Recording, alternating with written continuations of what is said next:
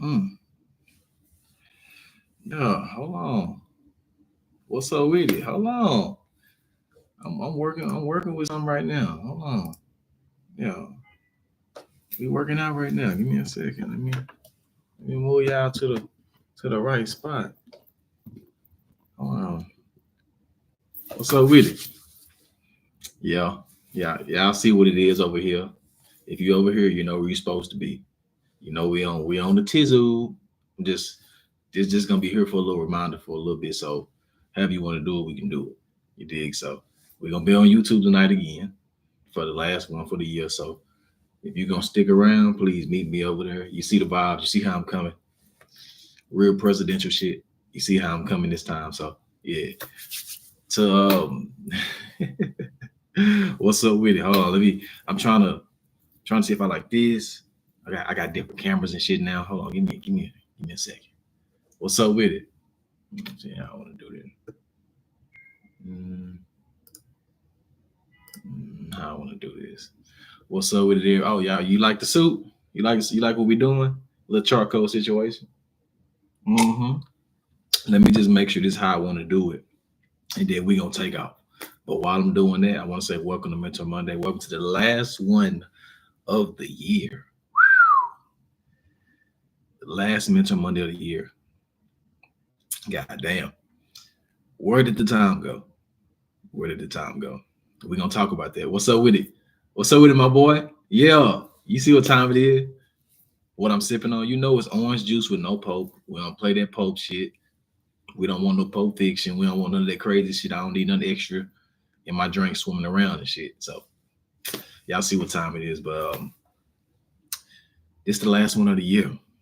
This is the last Mentor Monday of the year. Is it just me or do that sound crazy? Oh, that's what it's giving. I appreciate it. If you on here, y'all know where I'm gonna be. I'm just keeping this up for a little reminder that we're on YouTube tonight.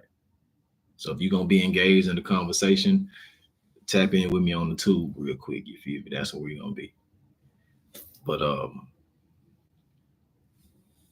yeah, tapped in on this good Monday, and I'm jumping back and forth because I can see the comments. So the comments over here.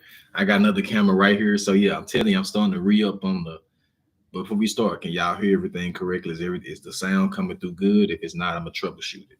Let me know if y'all can hear me.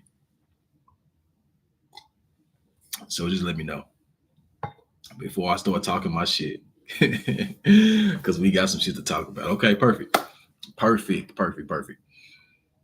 So um, as we start this, like, let me know how this feel to y'all. The year only passes by to the people that's not paying attention. I'm gonna say that again. Before I do introductions for Mentor Monday, I want to start with a lesson. The year only passes by to the people that's not paying attention.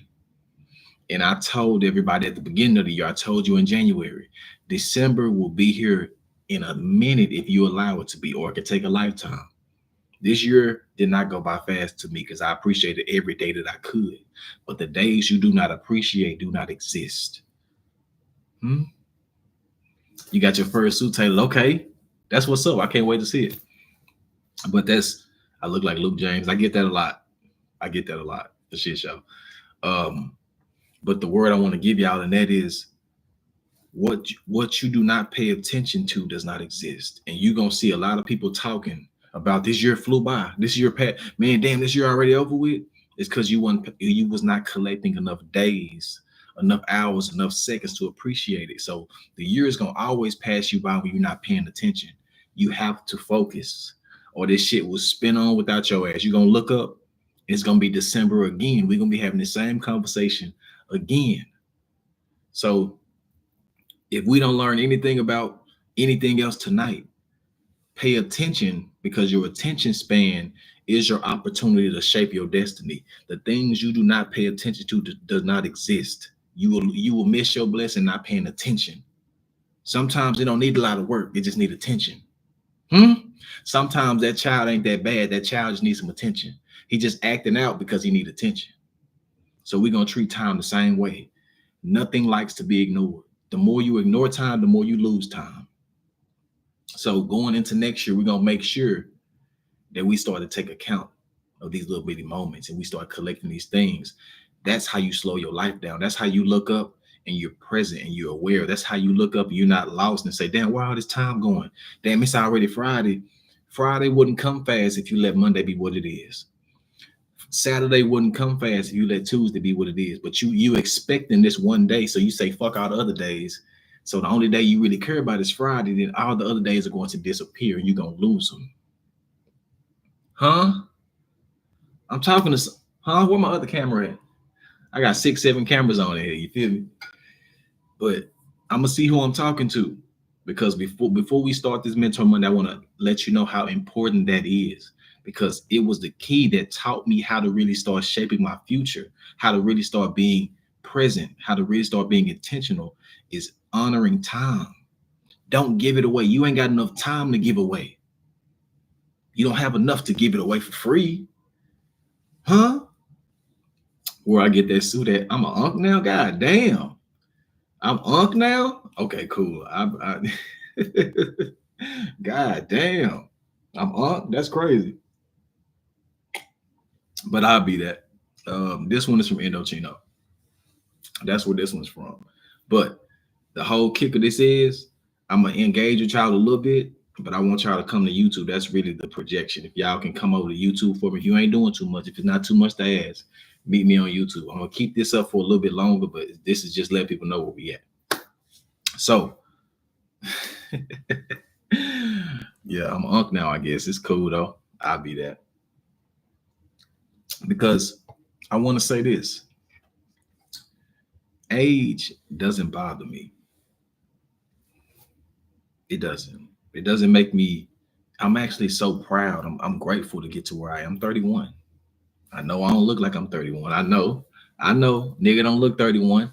Black don't crack for real, depending on who you is. But yeah, I'm grateful.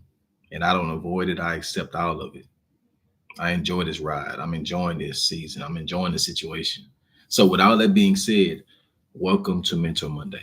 Welcome to the last Mentor Monday of 2024. We're going to talk tonight, but we only going to go as deep as y'all let me. Y'all know how this works. I got a few house rules and then we can take out from there. Rule number 1, respect the house. Don't just come in and not speak. That's the least you can do is speak. You ain't got to talk about every subject. You ain't got to respond back to everything. But I need your participation. I need your energy. So work with me. So if you're gonna be here, be present. That's rule number 1. Rule number 2, understand that you have value, and the things that you hold on to that you already got figured out. People are still working on those things in life. The lesson didn't stop when you figured it out. When you figure out a lesson, it's best for you to pass that information so you can bless somebody else with that. Because the things that we say, oh, that's easy, that's this, that's that, I've been figured that out. It's some people that have not figured that out. They still waiting on that revelation. They still waiting on that aha moment that you're holding on to, because you think it's meaningless because you already passed the class. Pass a nigga your notes. Don't pass the class and then throw your notes away. Huh? Don't pass the class and then throw the notes away. Give it to the person that's going to take the class after you. That's how you start to receive your blessings. And that's how you make life a little bit easier. That's how we're going to start. I'm going to call this intellectual nepotism. I'm going to start calling this intellectual nepotism, because we have to be able to pass it and stop holding on to shit that we done already conquered. You done already mastered that, but you're afraid to be a student again. So you don't want to get a game away because it took you so long to get it. It took me that's not how the game works. You can't hold on to it because it took you a long time to get it, to achieve it. Once you achieve it, it's your turn to be a student again. Learn something else. Be great in something else. Find something else to master. But don't get so caught up in your success that you're afraid to teach. Hello. Anyway, I don't went off on the tangent. Yeah, real deal. Yeah, rule number 3. This is only as good as you make it. And I'm not going to be talking to y'all without y'all talking to me. This is a community. This is a safe space. This is a space that we've created and curated over years. It's a very intentional and safe space to think, to explore, to laugh, to cry, to joke. Whatever you need to do in here is capable of being done. We just ain't on no weird shit. That's it. We don't do no weird shit. We do everything under the sun but be weird. And being weird in here is not trying to see other people's perspective. It's shutting people down because you don't understand. It's you valuing and viewing differences as confrontation. That's not what the fuck this is. It's gonna be a good time. It's gonna be a healing time. But I can only go as deep as you allow me. And the conversations can only get as intricate as you allow. So as I say that, if this your first time, welcome. If this your second, third, fourth, fifth, welcome back. You dig what I'm saying? You know where you at. You know where you at. So stay a little while, contribute, and engage with people. These are people that's on the same journey as you. You're not in this shit alone. So Mentor Monday is a space that enables people to be around people that's doing the same peopling that you are. People are almost too afraid to people these days. They don't want to be imperfect. They don't want to show their flaws. They want to show everything good, everything glamorous, everything aesthetic. But the normality of being a person is a little too much to show. I can't show you all that. I can't show you my flaws. I can't show you the things I don't understand. I can't show you my confusion. I can't show you that. I got to show you the best of me.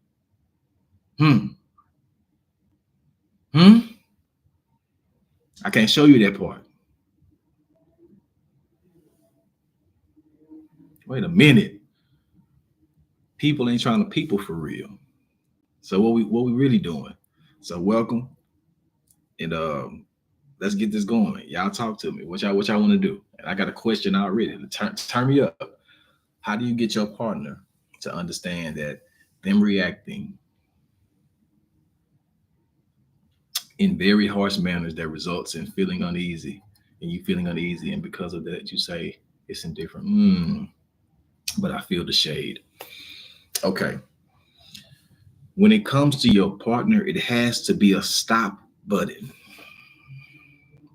When it comes to your relationship, you have to install a stop button. And the issue is this: people get into relationships and want to be all gas, but you didn't invest enough in the car to put no brakes in it to stop it when the bitch get out of control.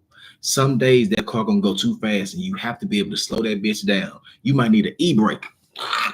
If you ain't got no e-brake in your when you build in your relationship, because that's what the relationship is, it is built. Make sure you're putting these necessary precautions in, or these safety measures, because you're gonna need these things when the shit get rough.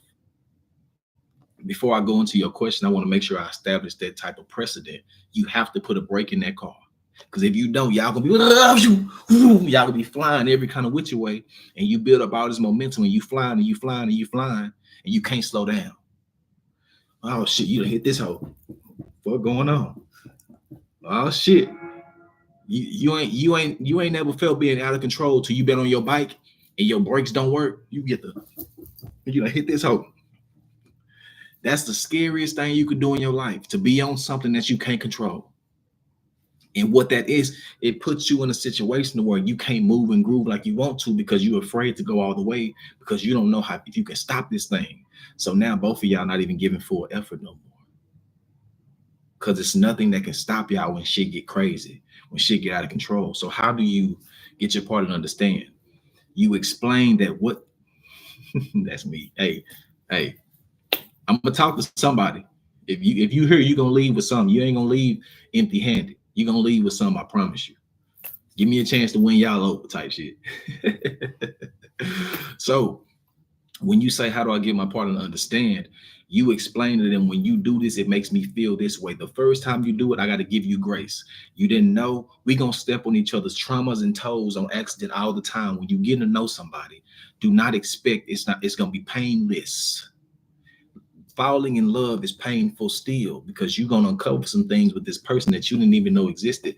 This person gonna bring trauma out of you naturally, because I'm trying to get to know you. I'm trying to coincide with you. And as we naturally mix, some things are gonna land on some things. So the first, second time you can say, okay, that's grace.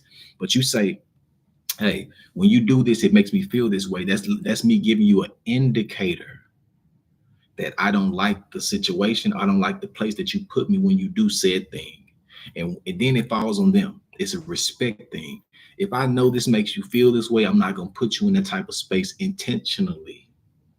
I'm not gonna go out my way to make you uncomfortable. It becomes a respect thing as a partner. Yeah. Hello. You say, What helps you stop caring about what others think about you?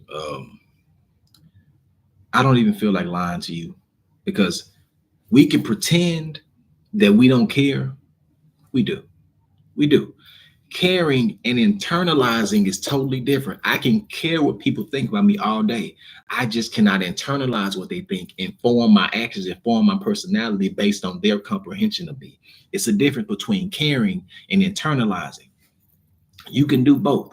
But internalizing is when you change your character based on the reception of other people, based on, okay, I ain't gonna do this because they might not like that, or I ain't gonna be on this, or I ain't gonna express myself this way, even though I want to. People don't receive me that way, so I'm hesitant because I'm afraid that it's gonna be a disconnect. So everybody care what everybody think. We gonna stop the bullshit. We don't lie here. We gonna keep it a bean. Everybody cares. What you internalize is up to you. If somebody say, "Damn, she sure is dirty," and you knew you take a shower, ain't no point. What you tripping about? You know you clean. So it's only so much talking you can allow to linger, because a lie does not become real until somebody believes it. Hello, hello. People can lie on you all day, but it does not become true until you internalize it as the truth. Motherfuckers lie on me all day. I can cuss you from here to Willacoochee, Georgia. The moment you answer, you just fell into the trap. And people that try to trap you, they'll say anything to get your attention. And the moment you say, "Huh, I got you," they just wait on the response. So you must learn the temperance that I control what I respond to. I control what I deem is true. So if you have to learn to let people lie. You have to be okay with letting people lie, because you don't get paid to be a firefighter and put out these forest fires that people say about you. Sorry, you're gonna be running here, there, and everywhere. You're gonna never be able to sit down. You're never gonna be satisfied. You're never gonna be peaceful if you're trying to pretend and try to make people see you as a good person. The only thing you can do in life is be good. You can do your best. And how people interpret that and how people push you and where they put you in their life, you gotta be okay with that consequence. It's okay. Yay. Hello. I'm just saying. You can't come in the house if you do not have access. You cannot come in the house if you do not have access. I got to take my accountability to the level of openness I allow to you. What you doing in my room? I'll let you in. Goddamn. Okay. So when it comes to it, everybody cares about what people. It's nothing wrong with caring about what people think about you. I don't want to paint you as a villain. I don't want you to think that you're being. I'll give you a word for that in a minute. But I don't want you to overthink this thing. Caring about what people think about you is not the bad thing. When it starts to be internalized into your character and it starts to shape your character, when you say, "I'm only going to be this because I want to be what everybody care about," then we have an issue. Then we start to run into issues. But it's okay to care. I give a fuck. I want to be seen as a good person, a clean person, a healthy person. You dig what I'm saying? A handsome person. Like I like that. Like that's just what it is. If I didn't give a damn, I come on here looking any kind of way. I care about what y'all see. You did? And I also understand that perception also adds value. And before people see me and before people open their ears to me, they open their eyes to me. So somebody seeing me in a suit automatically makes them want to listen. Maybe he talking about something. Even if I ain't said shit yet, we have to learn the skill of playing with perception. It just so happens that I like to wear suits, but the perception is I'm already doing a little bitty work to keep people concentrated, to keep people engaged. That's why I do what I do. You dig what I'm saying? Like you got to learn the science and the pattern of people, and we can rock out. Hold on. Talk to me now. How y'all feeling? How y'all feeling? Because I got some shit to say, but I don't want to get into mine yet. I want to see where y'all at. See what y'all need to talk about tonight. Let me feel the energy. Healing energy on me, baby. Healing energy on me, baby. Taking hella notes. I appreciate that. If you don't take notes, I do not remember what I say. I speak from the heart. I speak from the heart, so it's all out of love. Hmm. Should you take an ex back if you want to? Hmm. You dig what I'm saying? You need to be on YouTube, but I'm gonna let you slide. I'm gonna let you make it. Yeah, I'm growing the hair out. If you ain't seen, I got a little crop top. You feel me? My little foof. That's what I call it. I call it a little foof. If y'all are gonna be tapped in, if you could do me a solid and slide over to YouTube, so because we this close to being monetized, we need about 50 more watch hours. I'm just saying, help me help you. If you fuck with me, type shit. Yeah, yeah. Okay. Should you take an X back? Let's do this. Let me unbutton my button. Let's do this. Should you? It's really up to, like, I don't want you to have that decision rest in somebody else's mind that's already gonna conceive the person as a villain. When you tell somebody it's your ex, they already go to the extreme in their mind about that person. You got to be careful about what you ask people because they're going to project their answer on you.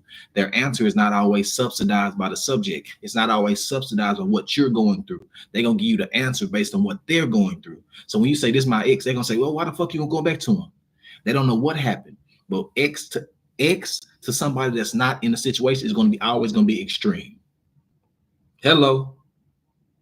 So we got to be very careful.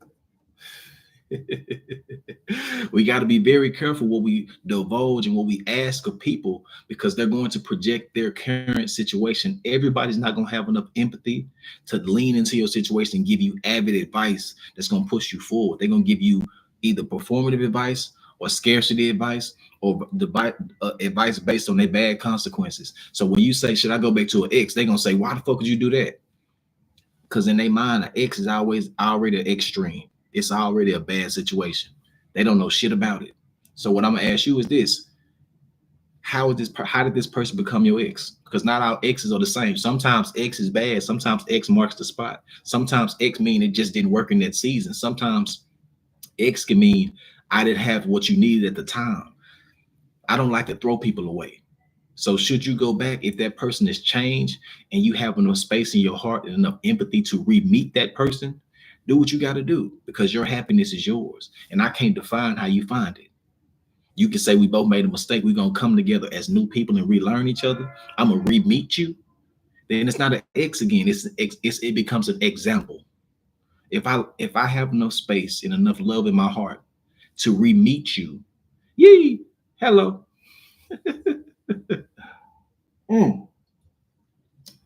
You have to have a skill to re-meet people. I'm not saying throw them away. I'm not saying go back to bullshit. I'm saying be neutral and let it come to you and make a sound decision. Because sometimes it just don't work. Because what? It's a lot of factors that cause it not to work. Yee. You had that. Okay, how that talk go? I was gonna wonder was you gonna come back and we were gonna talk about that. How that talk go? Talk to me. How I'm living amazing, bro. I'm peaceful. I'm grateful. I can't I can't complain. I promise you I can't. I can, but I choose not to. My life is good. Mm. How do you, excuse me, how do you confront someone who you found that has been lying to you for a long time? This is what you do. You say, hey, the person you've been pretending to be, I just so happen to believe. Now I need you to reintroduce me to you as the person that you really are. Because the person you're playing right now, that movie just went off. I just found out. I don't know who to believe. Now I don't know what to place your truth on. I don't know what to take in. I don't know what to internalize. I don't know what to believe about you. So either you're gonna have to let me re-meet you as who you really are, or you're gonna have to go somewhere else and act for somebody else. I ain't trying to have no plays going on. I don't need you to act for me. Yee. So how do you confront it? You confront it honestly. How you ride bad bitch, hair, beard, nails, G2. What you talking about? I passed the vibe check. Getting bent behind tent. You can't see through. What in my rims way bigger than yours? Fuck you talking about? Suburban Excursion, that Tahoe, that lack truck. I'm from the South for real. If you, yeah, we from the grass for real, for real. Took my ex back and we've been together 18 years. Now he's my ex again. Hey, I see your questions. And the thing is, if you're gonna throw me questions, can you please throw them on the YouTube so everybody can see them? I appreciate that energy. Can you just bring that over to YouTube for me? It'll be greatly appreciated. That's a good question, but I'd rather it be recorded so people can go back to that answer. Because people can't come back to the answer and see your question on here. So if you could, if you ain't too busy, can you throw that question over here so I can answer for the congregation? And I can get you right. I got you though. Just meet me where I'm at. I appreciate that. Yeah. Mm. I'm finna bring up my situations now. Let's get it. Now I'm finna bring up my notes. What's up with it? What's your thoughts on money buys you happiness? That's a good question. If you could possibly please bring that question over to YouTube. That is I want to answer that. That's amazing. That's a dope ass question. Can you bring that to YouTube for me? Just a quick one. If you can't, I answer one on here, but I really want you to move over here so we can keep this shit recorded so everybody can come back to it. That's why I'm really advocating for YouTube, because people can go back and they can see your question. They can kind of feel the energy of it. If possible, I would appreciate that. Let me see. Let me get into my joint. Hold on. Let me get into my situation. I'm into my chapter 3. Chapter 3. My YouTube, my full name. This, let me put it in here. I got you. Yeah. Tap in with me. Why I shave my beard? Because I feel like I look cute without it. That's it. I do what I want. That's it. And I get tired of looking the same. I'm not afraid of trying shit. I'm not afraid of changing everything about me. Like I grow my hair out, I cut it off, cut the beard off, cut this off, cut the pussy patch off. Hey, I'm with whatever. I have the ultimate confidence in me. Where I get my suit from, all my suits are tailor made from Indochino. This is one of my newer ones. This is a hey. Oh, it ain't letting you comment on YouTube. Let me know what's going on with that. If it's tripping for you.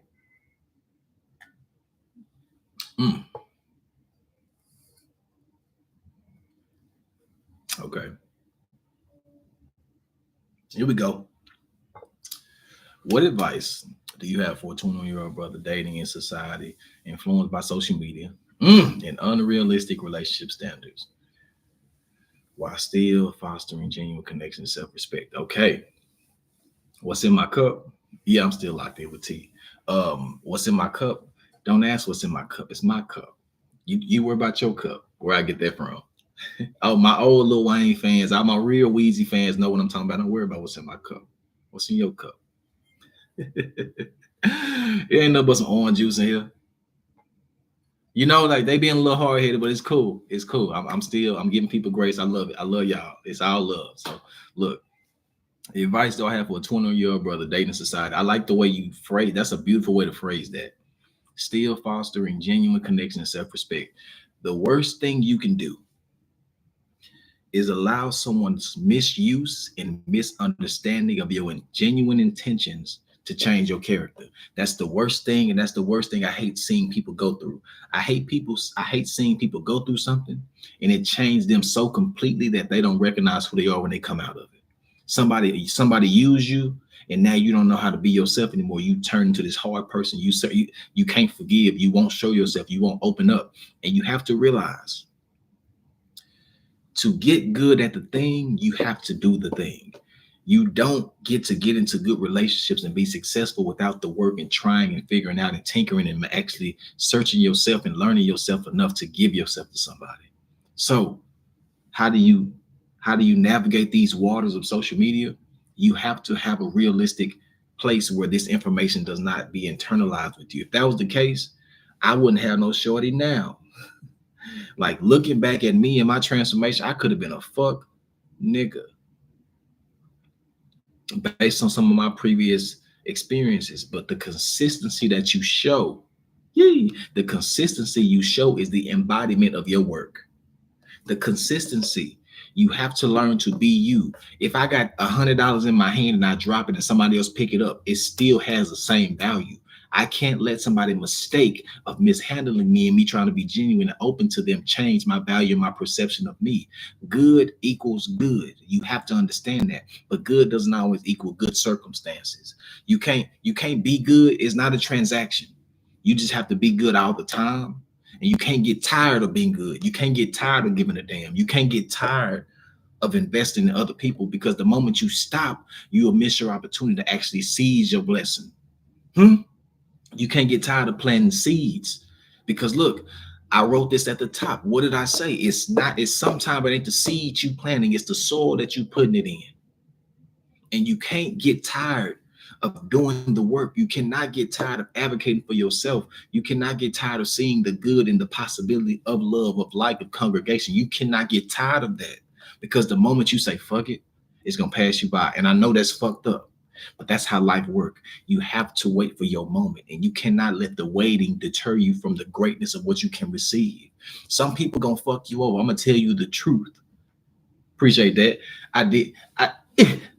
I'm Issa. You feel what I'm saying? Some people are gonna do you wrong. Some people are gonna mess your trust up. Some people are gonna do all these things, but you cannot let the mishandling of your genuine interest transform you to a person that you do not even recognize.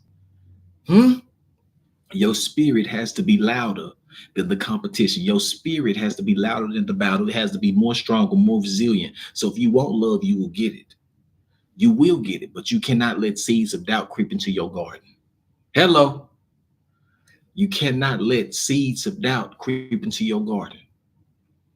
And the person that knows what they are also knows where they do not belong. The quicker, the more you know yourself, the more you can easily decipher where you do not belong. Yee. A dog can't play with a bear. He don't belong there. That rose can grow next to a sunflower, but it will never be that. It don't belong there. Get where the fuck you belong. And you don't know where you belong until you know yourself enough. Hello. Hello. So, oh my God, what suit am I bringing out for tomorrow? I don't know. I'm gonna go in my closet and go eeny, meeny, miny, moan a bit. You feel me? I'm blessed to have a lot of suits, so I'll be having to make up excuses to wear suits. But that's just me speaking from a very blessed perspective. So, so being 21, I'm gonna tell you this: you have to be able to recognize when you see what you see, and you cannot be afraid to believe what you see. Because the moment you start to play around and you start to get misconstrued in your logic and say, okay, I'm doing the work, but the pay is not equaling. I'm going to give you a perfect example. You will know when it's not working. You go work 40 hours and get paid $10. What you get back is the indication of what you put in. The same way jobs work in the real world, you can kind of base your relationship on that just a little bit. I don't want to completely wrap it into a transactional experience, but it is. You done all this work, and you ain't got enough to actually pay your emotional mortgage. Hello. Your emotional lights off. Your internal lights are off because you can't pay for them, because you're not getting paid enough to do the work that you do. You're not getting paid to care. You're not getting paid to be empathetic. You're not getting emotionally paid to be considerate. So I ain't never seen somebody work a job that don't pay them. Stop working. And we have to get into the process of getting out of situations that are not for us quicker. We have to make that determining factor. We got to get to that conclusion a little bit swifter. We got to stop waiting 6 months, something that you could have figured out in 6 weeks. Once you get really good at yourself and knowing where you don't belong, that 6 weeks gonna turn into 6 days, and that 6 days will turn into 6 hours, and that 6 hours will turn into 6 minutes, then that 6 minutes will turn into 6 motherfucking seconds. I know what I need. I know what you don't have. I'm gonna ask you these questions. Hey, you got what I need? I'm gonna come in your store. Hey, you got Wonder Bread? You ain't got that? I'm gone. I ain't finna walk down 20 aisles searching for something that you don't have for me. So once you learn the exact things you need, you'll know the exact place you need to be. Huh? And you can curtail your expectations based on what you need for yourself. So to my young brother, it's gonna be war out here. It's gonna be war. You're gonna have to do a lot of war, a lot of work to get this shit. But if it's worth it, you will. And you cannot lose that idea. You can go through everything in the world. You can go through, you can lose this, you can be used, you could be cheated on, you could be this, you could be that, but you cannot lose the idea of what love can be. As long as you don't change that idea, as long as you don't say, damn, it ain't no more love out here. The moment you say that, you just lost. You don't lose until you lose the idea of love, the possibility, the beautiful, the vividness of love. Once your love starts to lose its color because of what you've been through, you just lost. Hey, hey, there we go. There we go. I think you're a positive voice. I gotta be, because I wish somebody would tell me this, and I'm not gonna sit here and tell people to listen. I'm not gonna beg, but I know what I'm saying is valuable because I use the same shit to get to where I am that I'm telling y'all. If it didn't work, I wouldn't use it. If it didn't work, I wouldn't use it. If it was bullshit, I wouldn't say it. I promise you. It's my job now. It's our job. Everybody in their 30s and your late 20s, it's our job to be this type of person for the youth. They can't just keep seeing the same shit. It's going to be the same pattern. We can't keep pushing it off and keep saying our parents did this, our parents did that. We the motherfucking parents now, even though I ain't got no kids. I got a lot of kids in spirit. You have to be open and prepared for this. It's our job to fix it now. We can't pass to nobody else. We are the adults now, people. I'm sorry you want to be a kid the rest of your life and be babied and pampered and want to say, mom and daddy gonna help me with this. We are the adults now. If the kids are acting a certain way, it's because we ain't putting our foot down enough. We being too lenient. We being this. We ain't teaching enough. We ain't giving enough.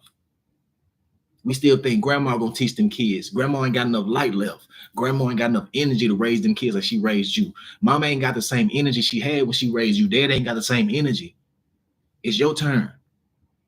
And some people gonna say that ain't fair. Life ain't fair. But I don't want to see no complaining about why things exist the way they are, why the kids ain't because we allowing this shit to exist. It's up to us to fix it. So I'm gonna constantly, as long as I got a platform, as long as I can speak, as long as I got breath in my body, I'm gonna speak into young, old. I'm gonna speak this type of shit because somebody needs to hear it.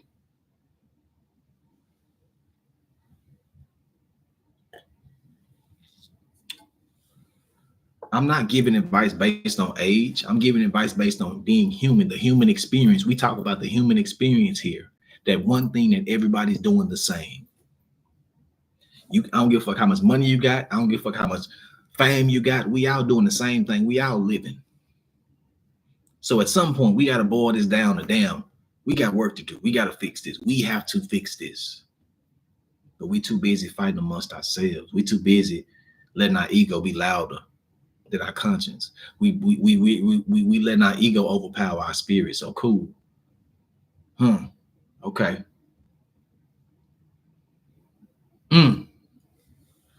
Hello. I don't know who I'm talking to. Maybe if I'm just talking, let me know. If I ain't saying shit about shit, let me know. Cause I don't like the over talk. If I'm saying something, let me know.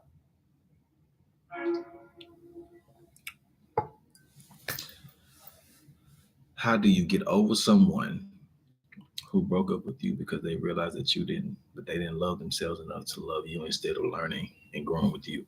Okay. We have to be okay with letting the sun set. Everything is not for you to keep. Everything is for you to learn from. I wish every lesson was for you to retain and work on and be happily ever after. Sometimes that blessing is somebody being aware enough to say, hey, I ain't what you need right now. I ain't got it for you. I'd rather you tell me that than have me looking through your emotional store trying to find something I need and it's not there and you know it ain't there. Or your shipment say it's coming in 3 weeks. I can't wait. I'm not going to starve waiting to be emotionally fed by you. So The fact that you say, how do you get over someone? You look at it with admiration and say they didn't put you through the task of finding something that wasn't there. So it's beautiful. You ain't got to get over. It's nothing to get over. It's everything to appreciate about this situation. Because I done seen people be lost in somebody's store for years and still ain't found what they looking for, but you sticking around being hopeful that it's gonna come through. You hurt me in my Ariana Grande shirt. Type shit. Sit down. Don't hit her like that. Hey, she hurt me in my Ariana Grande shirt on.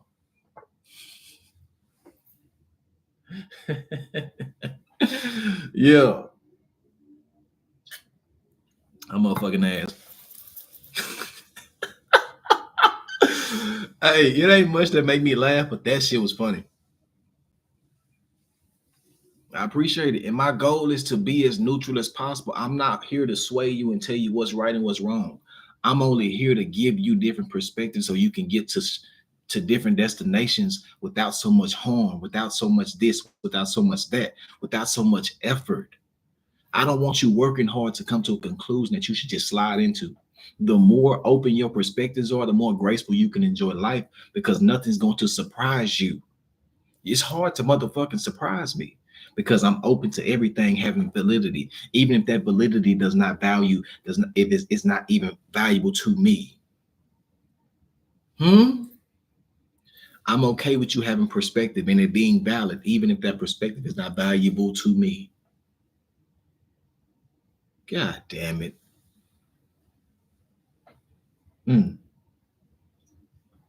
Hold on. We got some good news in here. Expecting my second child. Okay. With my wife, and your words really help encourage me. Come on. Oh, you shot me right here. I done been struck by a smooth criminal.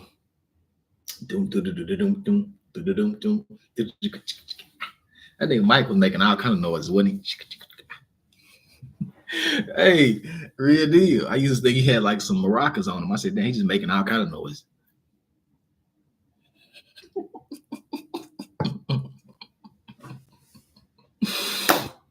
Hey man, we having a good time. I promise you, we having a good time. That's crazy to me. What's up with y'all? I see y'all tapped in. I got 37 over here. Can I get y'all to hit YouTube if y'all gonna stay a while? I don't ask for much. Fuck with me. If you're gonna be here, be here. This is just a reminder. I don't want to have this up all night. This probably gonna go off at 9:00, but I want to let y'all know where we at having these real conversations. So we really on YouTube. That's why my focus is over here and not here. So I don't want you to think I'm neglecting your questions or anything like that. So please join the class. My door is still open. I ain't closed the door yet. You can be late. It's okay. Come on in the room if you feel led. Any advice for someone struggling with body dysmorphia? Okay. People tell me I made progress in the gym, but I feel the results I've gotten doesn't look like the hype. Okay. At some point, we're going to have to do a study on the perceptual falsehood of what the gym is. The gym is a very destructive place as well. Everything has its way to be done, and gym cannot take it cannot take the place of your inner healing. It's just another substitute, the same way cocaine and drugs is.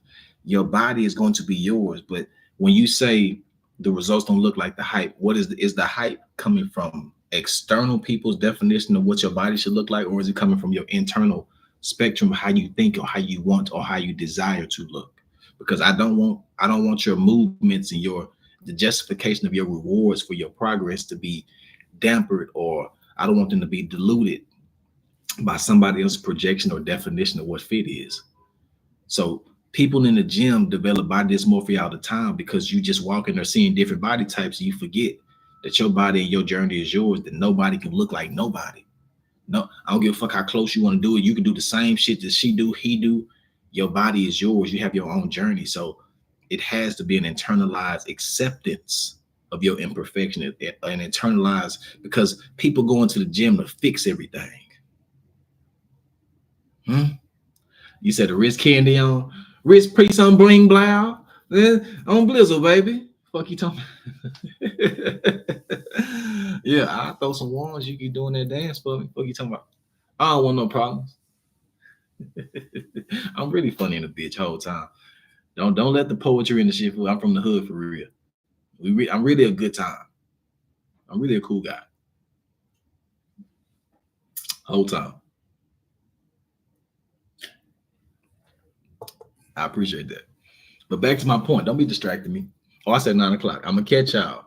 Please meet me on YouTube. Done with them motherfucking ass. I ain't for the baby. I ain't babying nobody. You dig what I'm saying? So I'm back to yeah. Come on now. Yeah, we tapped in. I'm gonna start going into my things for the night. Hmm. What I want to give you. Okay. We're gonna start here. I wrote this 26 minutes ago. Life will only make sense if you change. I'm gonna say that again. Life only makes sense if you change. Y'all don't hear me, so I'm gonna wait. You know how little kids drink shit with both hands? They be drinking like this and shit. I'm gonna wait. And I'm gonna say it again. Until I get some energy, I'm gonna say it again.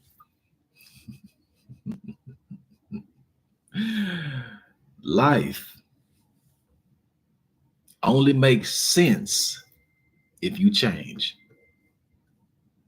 Woo shit.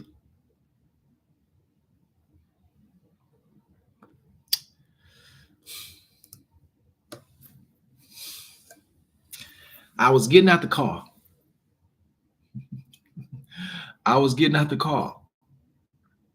And I was trying to figure out what I was trying to say. And I was like, what am I trying to say? But that saying, it made me stop. I stood there for a minute. I was in the garage. I stood there for like 10 minutes. I said, life only makes sense if you change. Because you can't expect nothing back if you don't give something to be given back, to be broken down. If you're not working on yourself to be of value to somebody else, you don't get no change back.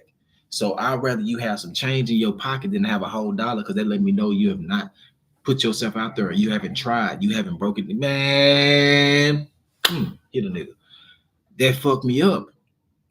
Because if you choose to stay the same, you will never get the sense of life. You will never get the sense of life. I'm really writing poetry. I'm gonna say it backwards. The word just changed. If you don't change, you will never get the sense of life. Hello, I'm talking to somebody. Somebody's here with me. Somebody's here. I feel it. Somebody's here with me. Somebody gets it.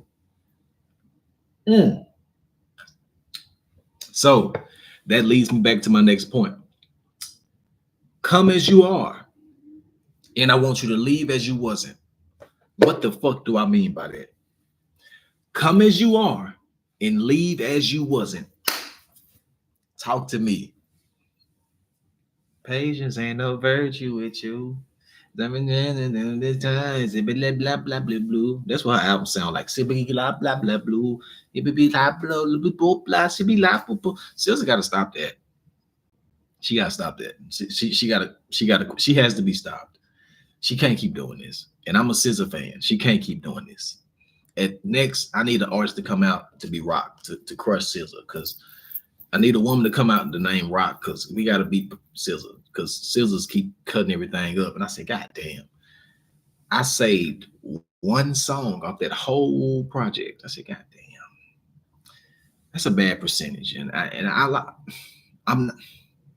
She disappointed me.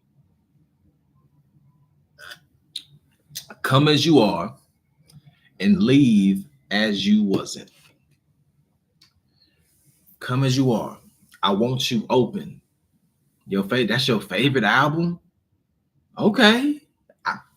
Maybe my ear is a little different, but SZA's, it was That whole album was a run-on sentence. Every song was a run-on sentence to me. I was like, damn, I didn't know when the other song stopped, the other one began. Everything was a one song. Everything was one song. I said, God damn. Now, am I saying she ain't saying nothing? Yeah, she a little whiny. She sound like the Key Sweat of the new age Key Sweat. I don't like it, but whatever. I saved Diamond Boy. That's it. That's it. Because that's the only thing that had a little bop to it, had a little ride to it, and sounded a little new. But that whatever. What keeps me motivated, even when life is thrown at you? Not too much of my girl now. Look, I'm not saying she don't say much. I came to see her when she was in Dallas, but this album was a little interesting to me. I'm an avid listener. I have an almanac. I'm a music guy, and I opened that album very optimistic. It did not do it for me. It's okay. I'm just one person. I only saved one song. Everything else sounded repetitive, and she threw a few projects that was already done. Some of the stuff that was unreleased, I already had. I was like, she already released this shit.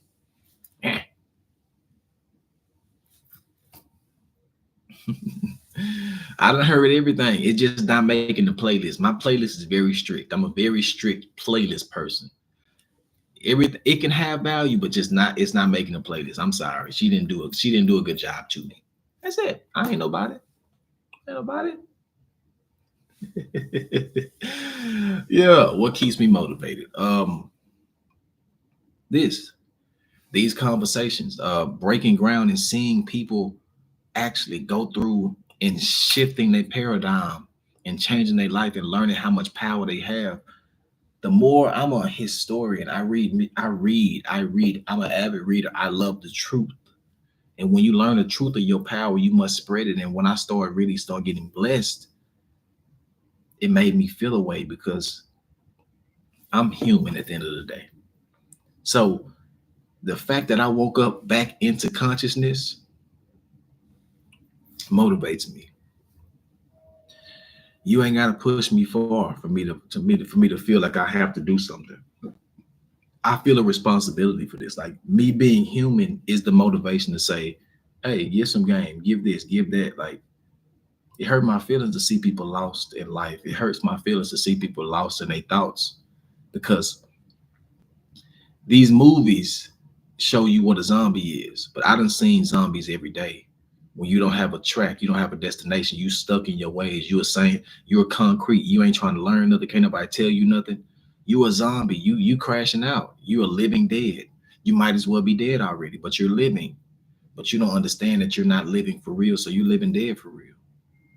I done seen that shit with my own eyes. That shit is annoying. That shit is depressing. That shit is disheartening. That shit is discouraging. All these dis words.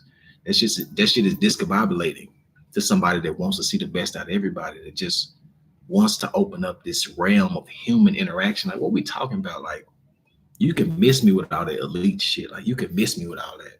When can we just have the human experience and be cool? When can we just let this shit be what it is? So I'm gonna constantly be motivated until this becomes the natural conversation this week. Until this becomes the natural social dialect, I'm not gonna be. I'm gonna be forever motivated because I got to. If not for nobody else, if for me, shit, fuck it. Yee. Mm. Mm. What am I currently reading? I don't read everything in my house. I've read everything. And I have a library. I've read everything. So January, I'm gonna start my 3 books a month again. I've done my December. I'm done. Well, I was already done. I just didn't get 3 books this December. So I'm gonna do 3 next month. But I'm done reading right now. How do you not allow yourself overthinking to get the best of you after the relationship is ended? Okay. So overthinking is okay. Association and assumption is when it becomes a problem. I'm not going to shun you for overthinking because your mind is going to overthink, but you have to learn to curtain your thoughts and not internalize them as a reality that exists that's not existing yet. So overthinking creates possibilities. If this happened, I'm gonna do this. If this happened, I'm gonna do that. If this happened, I'm gonna do this. If this happened, I'm gonna do that. Overthinking is the precautionary measure so you won't fail or you won't feel as hard. Your brain is in survival mode when you're overthinking. You're trying to control something. So you must learn to exhale when it comes to life. You have to let life breathe. The same way when it to all my chefs in here, when you cooking, when you take that food out, you gotta let it rest. Even though it's done, it's not ready to be eaten just yet. Motherfucker, wait. Give me 5 minutes.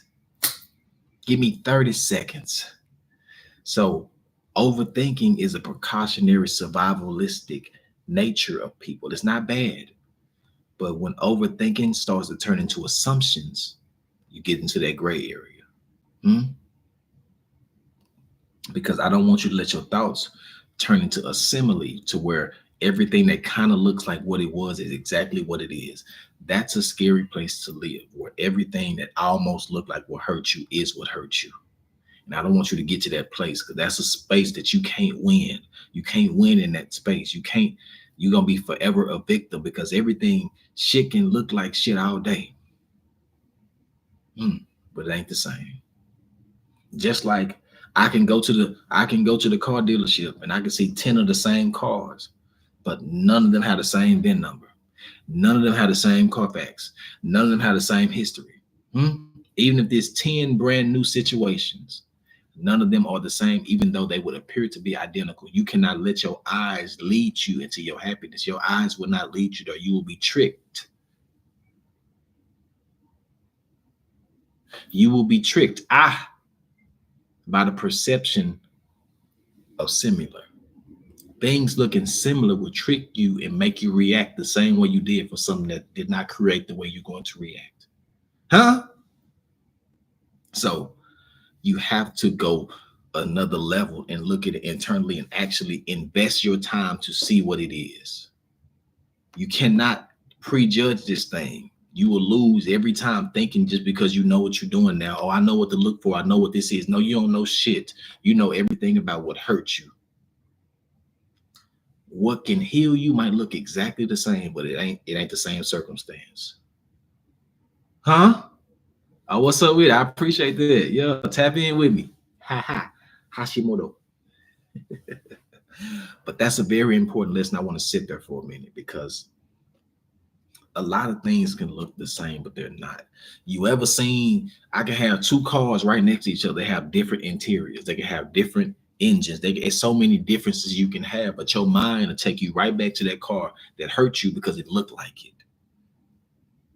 That looked too much like this, so it got to be out here to get me. No, you must be brave enough to investigate.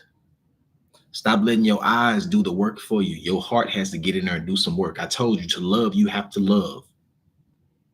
To like, you have to like. You can't assume this thing. You can't project these things, because a lot of shit gonna look like what hurt you. A lot of shit gonna look like trauma. It's gonna look similar, but it's not the same. And you have to do, and if it is the same, you have to do your work to say it's the same. You can't guess, because it kind of feel like it, kind of look like it. Woman's intuition ain't gonna save your motherfucking ass. Men's intuition ain't gonna save your motherfucking ass. You have to clock in and do the work. If it's the same, you'll find out and you get your ass on. If it's not, you reap the benefits of your investigation. You don't get out of having to do the work. Ain't no shortcuts to finding real love. Ain't no shortcuts to finding this shit. Because to take a shortcut, you got to cut a piece of you off. And you can never be whole if you're constantly taking shortcuts to get to your conclusions. You have to fully try. Fully 100% try. And until you're ready to be 100%, you're not ready at all. I don't want 99. Because what did I tell you about doubt? Only thing you need is a seed of doubt, and you will not succeed. I don't need 99. If you're not ready to go 100, if you hesitant about going 100, then don't go at all. Because 100 will only get you 100% outcomes. either 100% right or 100% wrong.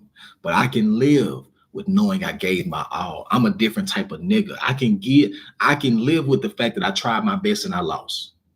The worst thing that would haunt me is I didn't give my all to a situation and it turned out wrong and I could have did better. I could have listened more. I could have tried more. I could have been more attentive, but I was afraid. Huh? You can't be purposeful on accident. I'm talking my shit right now. I ain't gonna hold y'all. It just kind of fell back on me what I just said. I'm talking my shit. If I'm talking my shit, throw some emojis in here. Let me see some momos if I'm talking my shit. Yeah.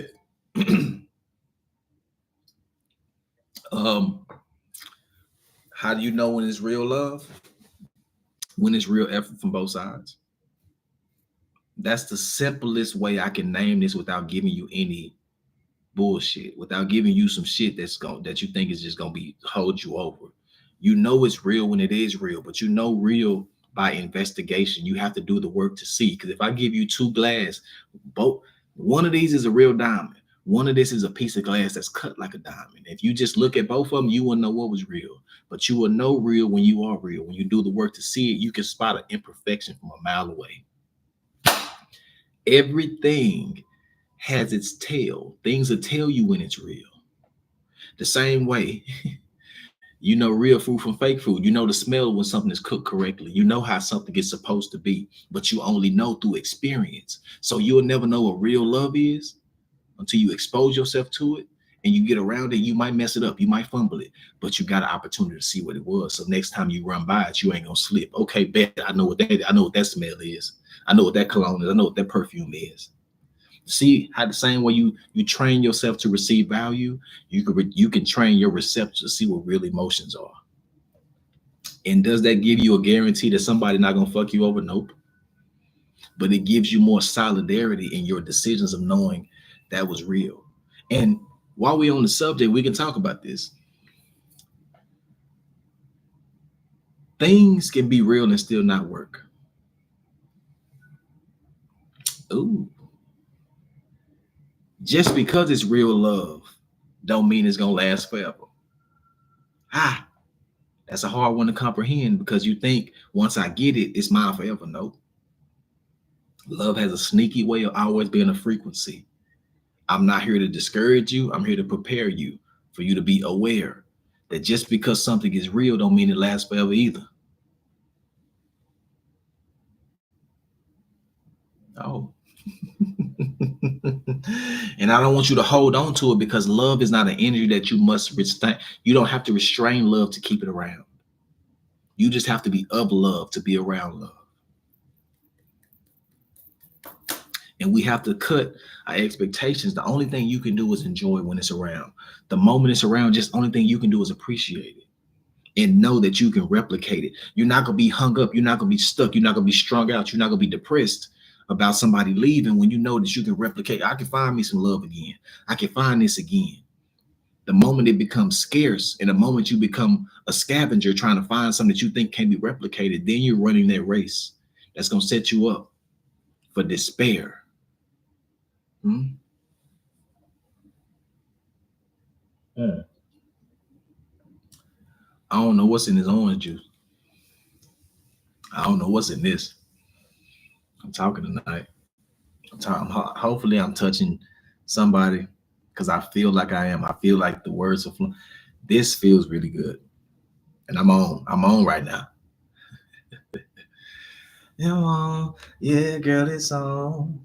You know what it is when I finally make it home. I just hope that you miss me a little when I'm gone. Ooh, that's the old. I might gotta bump some old Drake tonight. Ooh, motherfucker, god damn it, yo. So let's talk about this. While we on the subject of love and energies and receiving, let's talk about the order in which love can occur. Because I fear that we falling in love with the luxuries of what love can be. Hello. A lot of people want the luxuries. They don't want the love. They want the trips. They want the gifts. They want this. They want the constant this. They want they want all these things that are luxuries of what love is. The moment you throw a stone in the water, the ripples or the after effect of throwing the stone, you must have a stone in the water first before you can get to the ripple parts, to reaping the benefits of your work. Because hey, we're doing this shit out of order. We want the end to come first, but if the end comes first, you get it. If the end comes first, you get it. mm. I wrote this. I said, we are attracted to the luxuries and not interested in the work to clean the soil to house the seed. I'm going to read that again. We are attracted to the luxuries and not interested in the work to clean the soil to house the seed. And what is this? What is the subject of this live tonight? It's not the seed all the time. Sometimes it's the damn soil you're putting it in. It's the place you want this thing to exist. It's the atmosphere that you're trying to concoct this and trying to grow this seed in. It's not proficient. It's not adequate. It's not admirable. It's not inept. It's not suitable for healthy life. Now, you can put this seed in a soil of destruction. You can plant this seed in a soil of worry. You can plant this seed in a soil of doubt, of mistrust. You can plant this seed in any type of soil, and guess what kind of flower will grow from that seed? It's only one way to heal yourself. And a person that does not know how to heal will look like this. I'm going to water my lawn when it's raining outside. My plants need some water. So you don't know how to heal. You don't know how to let life heal you. You don't know how to let it come to you. You don't know how to actually be of good to yourself. Because you'll water your plants when it's raining.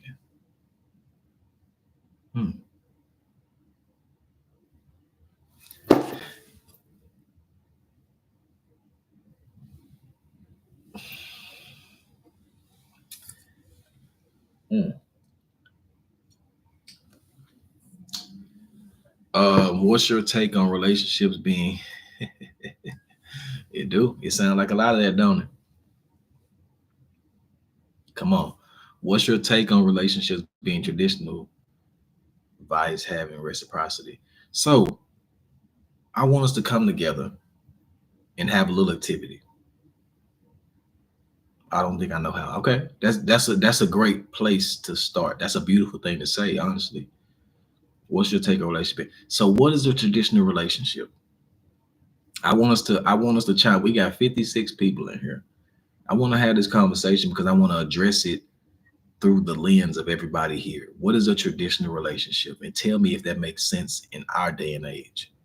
Based on the parameters in which relationships exist now, tell me how we can braid both of these things into something that's sustainable for us to make sense. I think this is going to be an interesting conversation. It's already 9:30. Jesus. And while you're answering that, I give you mine. I'm not an advocate of love I wasn't present to see. I'm very careful about what I internalize. If I wasn't there to see it, I can't tell you A to Z about it, then I don't know about it. And we can fiend and we can fawn over what we thought what old school love was in traditional love. But you don't know the traditional sacrifices. You don't know the traditional circumstances that they was under. There's so many things that you don't know. And you're glamorizing the fact that, oh, granny stayed with grandpa 50, 60 years. You don't know what happened. I don't internalize things I could not investigate. So I don't entertain the old school shit. I don't entertain the new school. Oh, I wish I had the old school love. You was not there to witness what the fuck that was.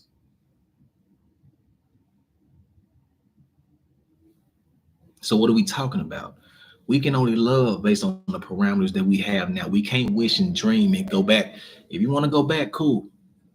You want to take the racism that come with it. You want to take all this that come with it. You want to take the vitriol that come with it. You want to take the overt, blatant this. You want to take the blatant racism that come with that old school of the survivalistic patterns that you needed. You want to take that, be home for the streetlights come on because you could be hung. Do you want what come with that? Do you want to come with, hey,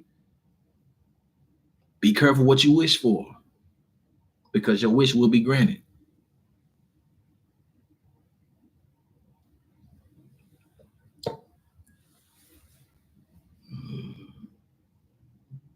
I'm telling you. Now, just because something existed does not mean it existed in a way that was optimal for it to be good. We can say some people survived. We can say some love existed, but what did it have to go through to exist? Yeah, grandpa working all day. This the man that couldn't say nothing to you. You can't talk to him when he get home. He been working 12 hours. You dig what I'm saying? It's a whole different type of situation now. Everything is so different. We cannot compare eras when it comes to what love was and what we perceived love was just because we saw pictures of them looking together. We saw this. You don't know that you don't know this. And now that we're privy to know how strong the emotional spectrum is, we understand and we can look back and say half the shit that existed should not existed. But the way we used to love was only because of racism. That was a strategy we had to do. It wasn't no other options. You see what I'm saying? Now that we fast forward to 2024, we have so many options, so many pivots, so many directions love can exist in. Back in the day, they had one way it could exist. If you didn't know nobody, if you didn't move next to no beautiful woman, if you didn't do this, you was gonna write a letter, you're gonna put it on a pigeon. You couldn't find. There's a lot of people that didn't find no love, that old school love that we talking about, that we glamorizing. A lot of people didn't get that. And I mean, this is me talking to from my great grandmother that was 93, that lived through all that and heard her stories about it. Everybody, all the movies and shit they make about it was not what it was. We see that, but they tell us this and they glamorize that, and we try to internalize and replicate something that's unreplicatable. Now you set yourself up for failure because this ain't this, so I don't want it. But I told you, when it comes to love, we are in our own way. You have all these parameters and ways it must exist. You telling them what to do, it ain't gonna fuck with you.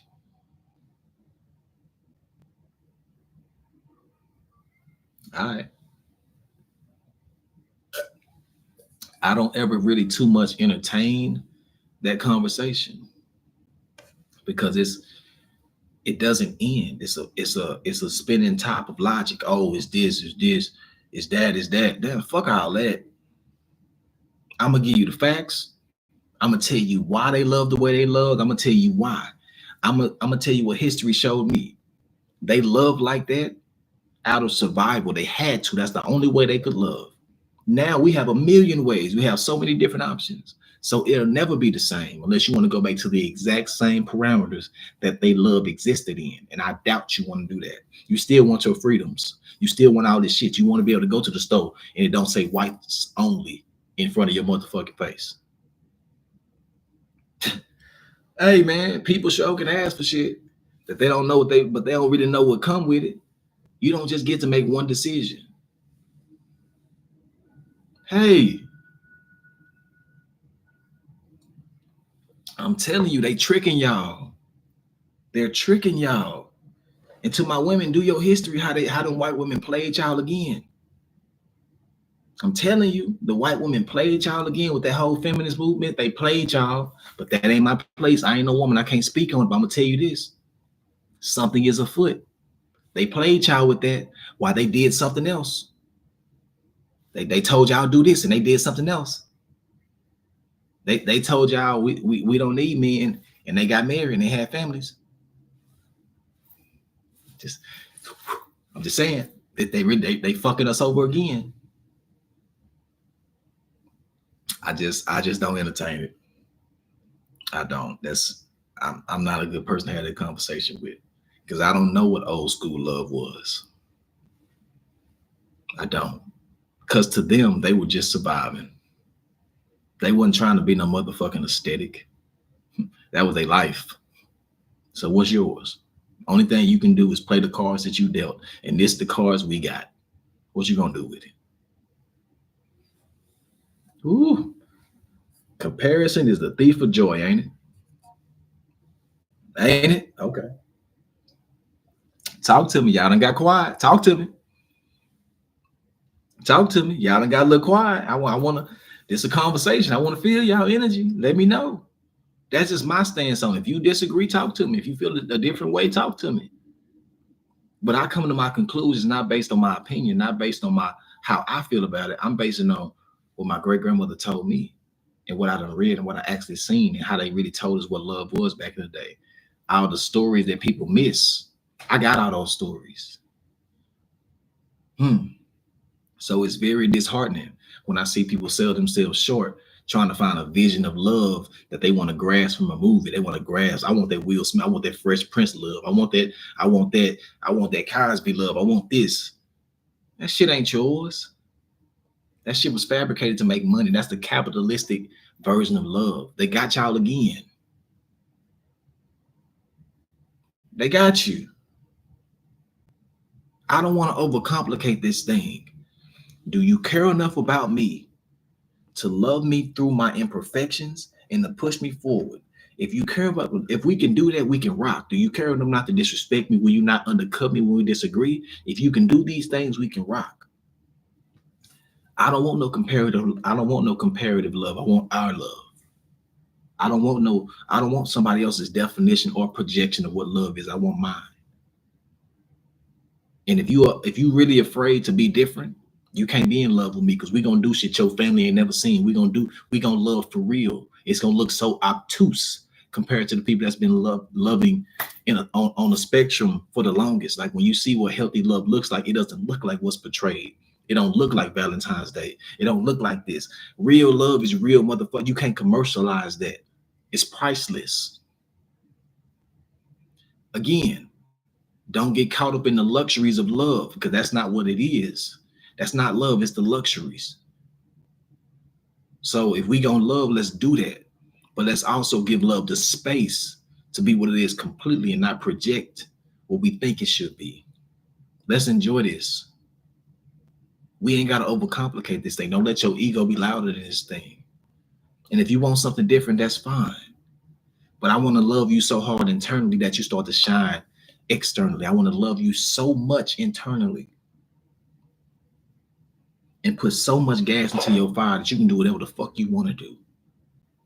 That you feel love, you feel seen every second. Huh? I want to love you when it don't make sense. When I'm confused, when I'm disgruntled, when I'm going through life, I want to look at you and feel love. I want to feel that. That's priceless.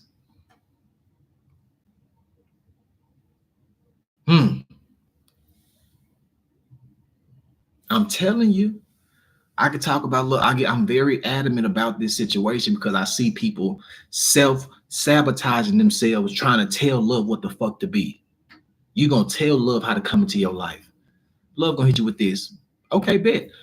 I'm going to come in there exactly how you want me to. And when you're not happy, don't you blame it on me. Don't you say it was love. It was what you wanted. It was your projection. It was your assumption. It's too many masters and not enough fucking students. Okay. Love is going to come exactly the way you asked for it.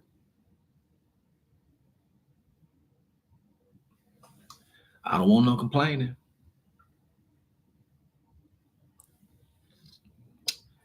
Everybody done been a victim of this. I done sat down and ordered all this food because I thought I was hungry. I done got to the house and I was only thirsty. I thought I was hungry, so I ordered this food and I got home. I just really just needed a small fry. I really just needed a small drink. I wasn't really hungry, but I just ordered shit.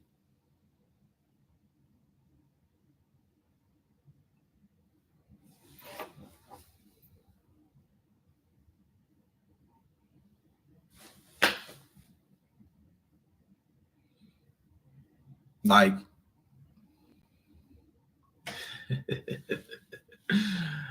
but that's how serious I get about it because I see so many people driving the wrong way, trying to do this, trying to do that, and being misled by these politicians, being misled by life, being misled by social media, being misled by these people that's on podcasts that know what love is when they ain't in love. You can't tell me about what's for me.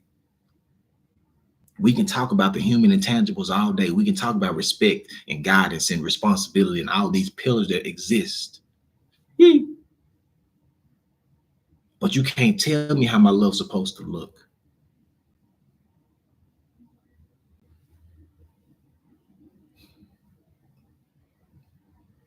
I'm only saying that because I see so many people lost, and you never gonna find it with that current mindset that we have. That the mindset that they're pushing is not pushing you towards love. It's pushing you towards the luxuries. It's not pushing you towards the necessities of love. It's not push. It's that shit not sexy. The necessities are the disagreements. The necessities are the comprehension. The necessities are the apologies. The necessities is the genuine interest and concern. That's what the necessities are. But that shit not sexy. You can't package that up and sell it. It's priceless. It ain't got no price tag. But I can tell you, oh shit, love is this trip. Is he gonna take you to Cancun? That's what love is. Love is buying you this. Love is buying you that. They selling you a dream, and you're gonna wonder why you're not happy. So you'll have all this material shit and be internally rotten. That's failure to me. Because we tend to forget this external experience is only a reflection of what the inner is. The experience of life is inward first.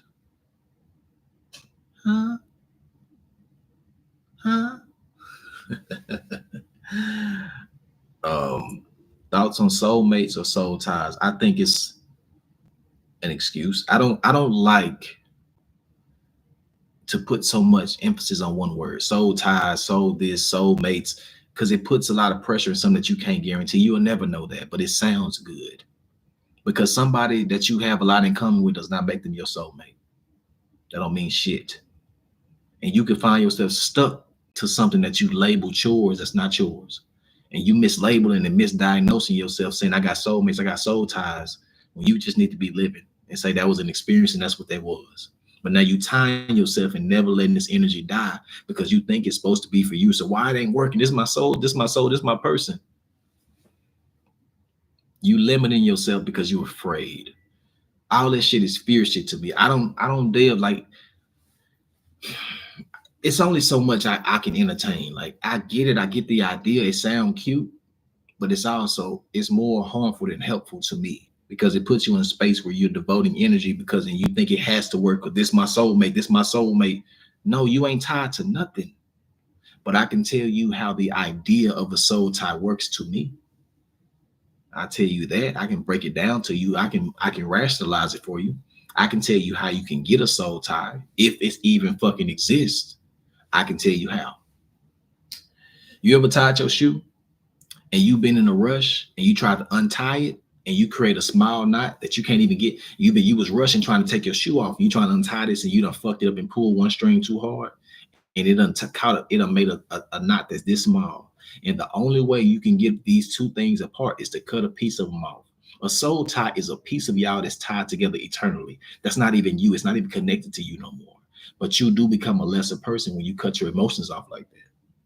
So the same way we learn how to get together, we must learn how to separate. Because if you don't, you will be connected to people all over because you're trying to pull away and you create these ties because you don't know how to be patient. You don't know how to give closure. You don't know how to do these things, how to separate. We know how to cohabitate, but we don't know how to separate.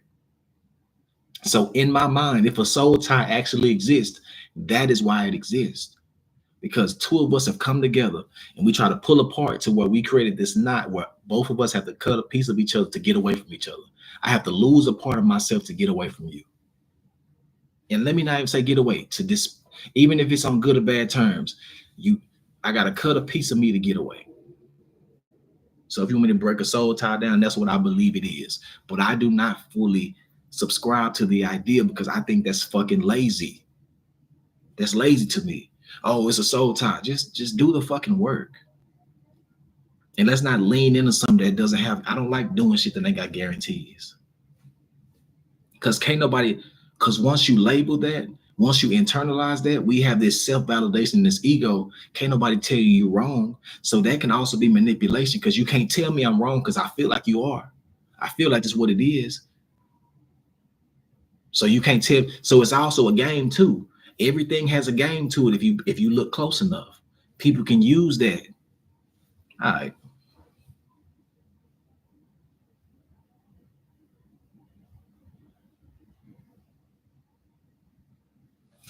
All right. Baby, I'm tweaking. I'm standing up so tall. Like I see over this shit. Like y'all still doing that shit. Like that's little kid shit to me. That's little kid shit to me. Can you talk a little bit about the struggle with allowing yourself to receive love? Okay. In ways you haven't experienced yet, but able to recognize. Okay, I got you. When you go to new destinations, your new places will not be familiar. So let's talk about it.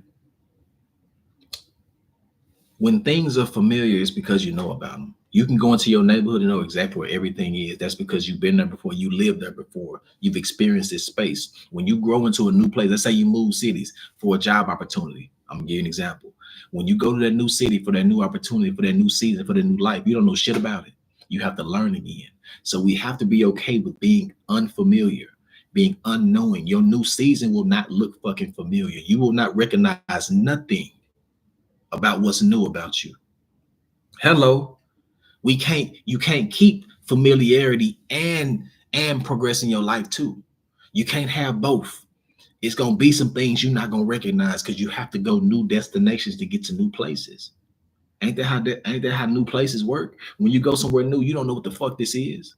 When you run into new love, you don't know what it is. When you run into a new space of like and empathy and openness and consideration, don't be afraid because it's new. Embrace it because it's not old.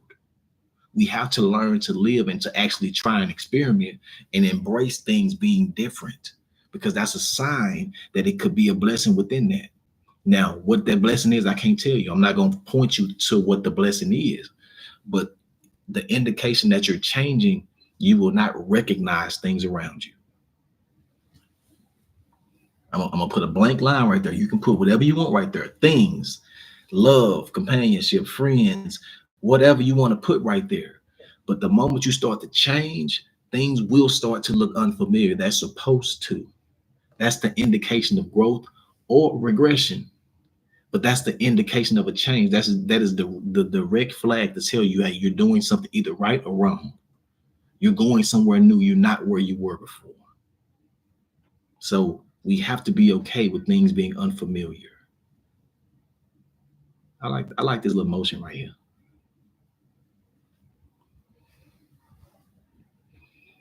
Hello. So the struggle becomes when you want to keep everything familiar. You want to keep all your friends. You want to keep everybody pleased. You want to take everybody with you, but everything can't go with you because it has to go to an unfamiliar place. You can't take everything with you. If you want familiar, go back and visit. You can always go back and visit mama. You can always slide back by your best friend house. You can always slide back by your homie house. You can go by the hood and pass by. But I have to be somewhere unfamiliar right now.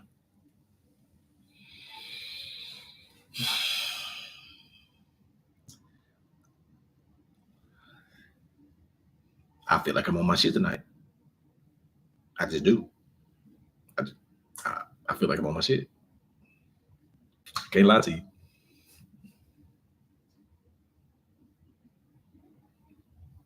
So yeah, I ain't talking to him, but I'm gonna keep going. But it's that goes back to the saying when I said hmm, I don't know why, but after I deeply love someone, I don't see myself deeply loving someone else. Can you speak on this? Okay. The same way you love different restaurants. Like love does not exist on one street. It exists in a spectrum and a frequency. And the moment you say, I deeply love someone, I don't see myself deeply love someone else, you're going to punish someone else because the love didn't meet your expectation or the longevity that you expected. Love is not predicated to a circumstance, it's predicated on action. So I'm a person that fully believes you can love a million things at once. You just can't be in one place. You can't be in a million places at once. So when you say I deeply love someone, okay, that's cool, that's valid, that's validity, that has space. But don't take yourself away and say, I cannot deeply love someone else, because it's not the same love. It's a different channel. It's not the same love you just had with this person. And don't eliminate yourself from actually experiencing again to even deeper places than you just love, because you just learned something. The moment you love deeply, you're going to love deeper the next time, because you already have this place. What I just tell you, unfamiliarity. You're going to go deeper because you know all of this already. You're going to go deeper into yourself. You're going to go deeper into that person. That's what the progress of life is. If you're crawling, you're going to go farther and farther. You might get dirty going through this process, but dirty equals distance. Hello? Dirty equals distance. Like, I don't want people to disqualify themselves. Like, they're not related. The way you love your ex is not how you love your present person. But that does not invalidate how you love them. It's different. These things are not the same. Don't think you're carrying the same love around with you every day, everywhere. No, it changes, it morphs, it shifts, it shapes. I told you, you can love a million things at once. You just can't be in a million places at once. You can be in one place at one time.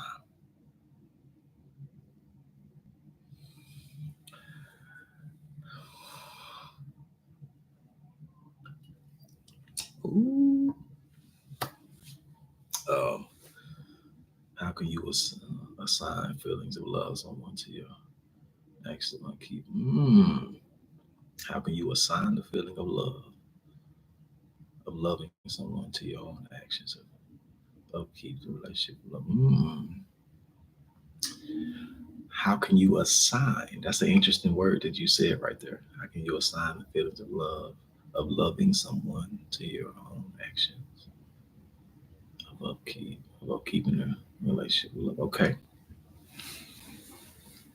There's love in its own pretense, and then there's the gardening or the upkeep of love. Once you obtain it, it's upkeep.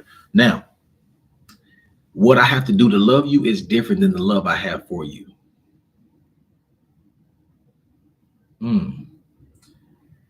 What I have to do to love you is different than the love I have for you.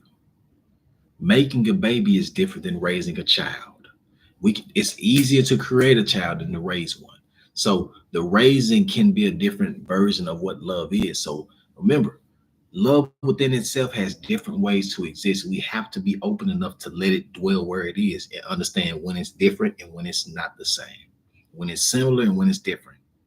Because the love I have for you and the things I do to sustain the love are different. It's creation, and then there's upkeep. Two totally different things. So I can feel like I love you, but I don't want you to get tied to the upkeep, because it'll make it a transactional experience to say, I've been loving you like this, and I did this, and this to upkeep the love. Why the fuck is somebody calling me on mental? Let me charge somebody up real quick. I do this, and this to upkeep the love. You dig what I'm saying? So it's a very open space. Like, I'm trying to give you a physical example of what I really mean by this. I'll come up with one. But love has so many ways and so many versions and varieties to exist. We cannot just keep doing it surface level, thinking this one word is the whole experience. No, the word is the enablement of the energy. After that comes the requirements, comes the upkeep, comes the work. That's different than what this is. But it's all stemming from this. Just like if I plant a seed in the ground, the flower is never the seed. The seed doesn't go away once it makes the flower, once it hatches. We gotta, stay with me. When I put a seed of love in the ground and it sprouts a flower, the flower is never the seed. The flower is of the seed. It's the upkeep, it's the maintenance. Because the flower is going to go through shit. It's going to get the sunshine on it. The rain going to push it around. The wind going to push it around. It might get stomped on. And all this. The seed is protected. The seed is different than the flower. We got to understand it's a process. Yay! It's different ways to internalize what love is. And it's different sectors in how it exists. I'm trying to give you the layers of love, if I can say that. The layers of love. Hey, the layers of love are very fucking interesting.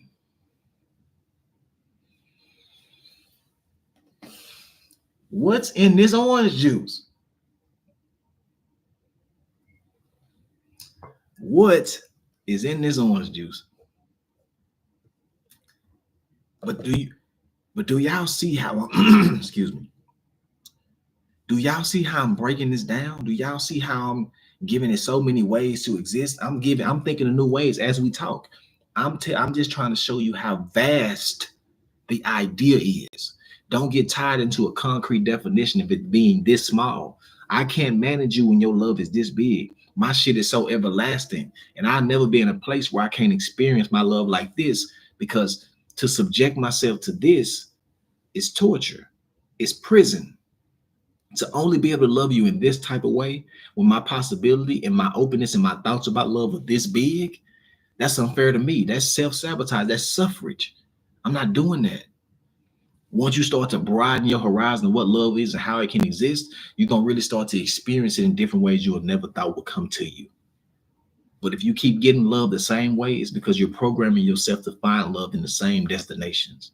You got to do something new. You got to do something different. You got to open yourself up, give it perspective, give it chance to find you in new forms. Stop finding, don't come back to me with the same clothes you had on. Come back to me differently, but give it a chance to come to you in a different form, and you still see it as valuable. I know he's all right.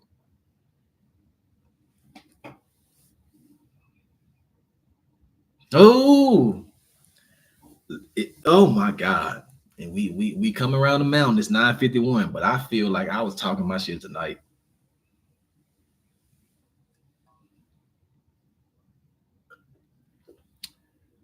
If y'all could,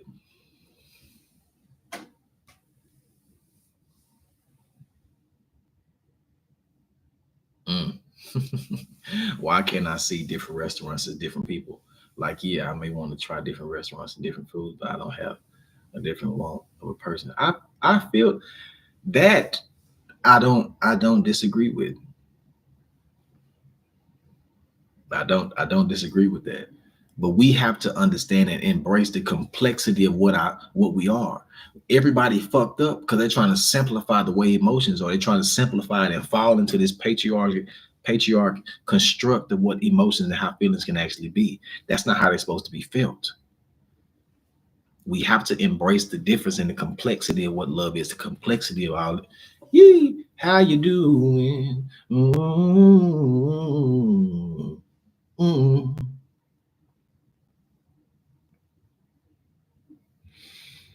Mm.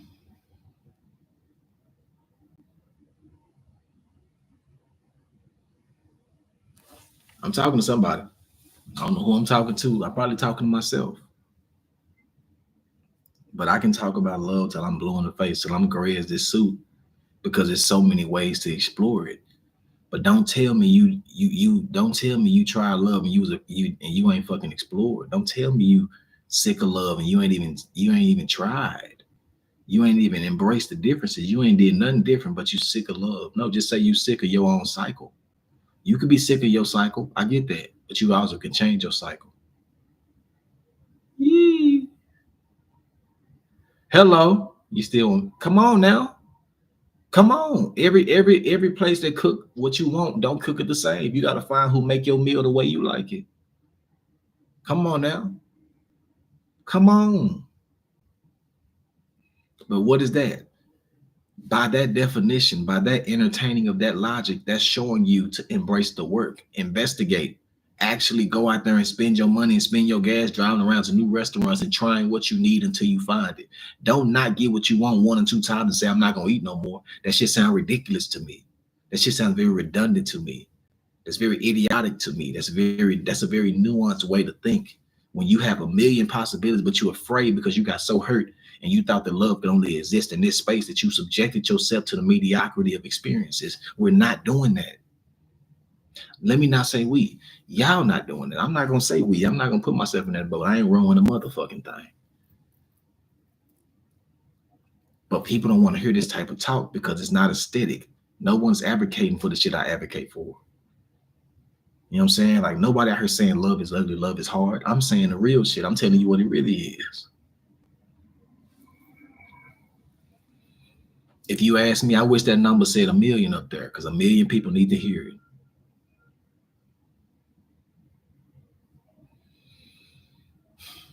But it's not my place for people to see the value. I just got to keep being valuable. Hello. Damn. Knew we got 5 hot minutes. Either a quick question or I'm gonna start closing it down. I'm gonna start closing it down. Matter of fact, I'm gonna give you something. Since this is the last line, I'm gonna give y'all a paragraph that I wrote.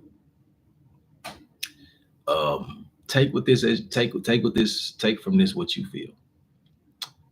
I was just writing shit down. Appreciation is a powerful and essential drug that must be taken daily. For without it, emotional and psychological withdrawals will inevitably occur. We must always remember and acknowledge that everything in our present reality has a previous incarnation, a past version of itself. If we fail to recognize and appreciate what we have in its current form, we risk losing sight of its journey and evolution through time. Hello. That's a paragraph I want to leave y'all with. That what I just read, what I wrote the other day, is a beautiful sentiment of what love is and what life and experience is. It's the power of the past and the present. Everything, we must acknowledge that everything in our present reality has a previous incarnation. Who, bitch? He talking, ho. He sure is, ho. Mm-hmm. Woo! Godly. So as we end, this is the last one of the year. I want to say, take these lessons in the next year. Let's not have a repeat. We ain't repeat no grades. We not repeating. We gonna let other people go back and go do the same grade over again and repeat their class and repeat all these life lessons again. We're going to unsubscribe from that sentiment, from that cycle. We done with that. So if you done with repeating the same cycle, tell me now. Tell you now. You dig what I'm saying? Damn. McLean on. Hey, bro. They done changed the motherfucking name of that motherfucker so much, but it's the same building but different names. So I don't even know what the name of that thing is now, bro.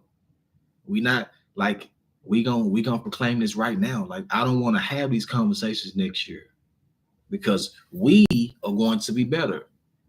We can let other people have the experience and not let it internalize our journey. We good. We doing the work. When I don't want to speak for y'all, I'm doing the work. I'm not going to put my name on somebody else's paper, and I'm not going to let my life be drawn with somebody else's pencil. Hello, I'm not going to let my life be drawn with somebody else's pencil. So next year, please tap into yourself. And remember, we don't start over, we only enhance. I don't want you to start over at zero. You take whatever losses, whatever wins you have, and you go forward with that new ammunition, with them new tools to build a new reality that you want. So I hope you are embracing this new transition, and I hope you accept this new season, because ready or not, here I come. You can't hide.